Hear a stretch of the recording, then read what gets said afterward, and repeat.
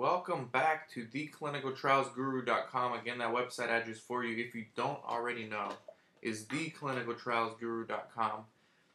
This website is fueled by your questions, viewer questions, and I got another one.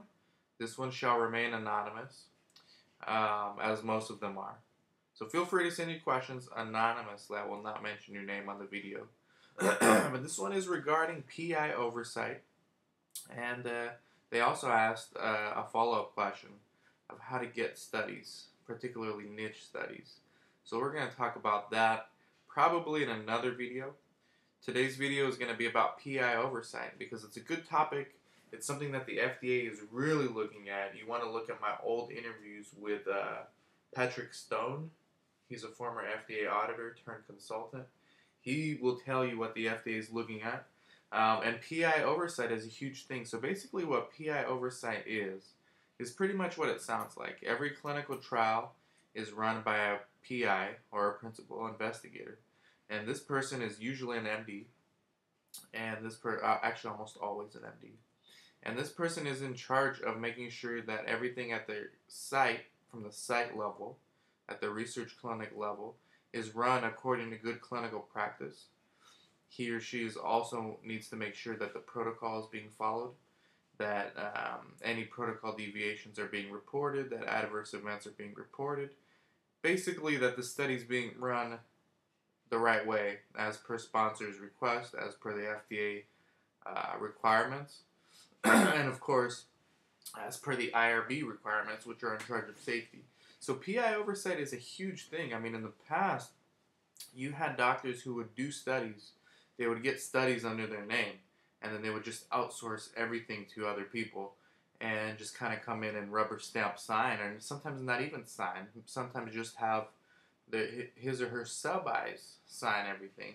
And the FDA is cracking down on that. It's called PI oversight, and it's one of their big initiatives for these past years, is actually looking for how much involvement the PI has at his or her site. So yes, you can, as a PI, you can delegate lots of things to your study coordinators, to your sub-investigators, to your raters, to different personnel that you have on your research staff and in your research team. But the FDA still wants to see involvement from you. They want to see your fingerprint, or PI footprint is what they call it. So they want to actually make sure that the PI is looking at lab results, looking at ECGs, that he's aware, that he or she is aware of adverse events that have occurred, not just at your site, but study-wide, so that he or she is aware of what to look out for. They are also looking to see whether the PI understands what the investigator product is and where it's stored and how it's being issued to study participants. And again, these things can be delegated, but if the FDA audits you and they see no PI footprint, meaning no PI involvement, no track, no record of that PI signing anything or reviewing anything or making a progress note or anything at all, they can have a finding, which is lack of PI oversight. It's not as bad as if something would happen fraudulently. There have been cases where PIs have just outright committed fraud, and they were very much involved in the study, so much involved that they're actually committing fraud. That's a totally different extreme. In this case, the PI and his team may actually be doing a decent job of research, but with a lack of PI oversight, things can go wrong, and the most important form that a PI will ever sign is that 1572 form. And it's an agreement between him and the FDA, letting him or her let the FDA know that they are the ones responsible for the study, and these are the people that he or she will be supervising during the conduct of the study, during the course of the study. So the FDA does not like it when there's no PI oversight. Neither does sponsor. And if the sponsor audits you, they will tell you the same thing. We need more PI oversight. It's perfectly fine, again, to delegate tasks. No one expects a PI to do everything. but there has to be some kind of footprint. The PI has to be aware of the protocol.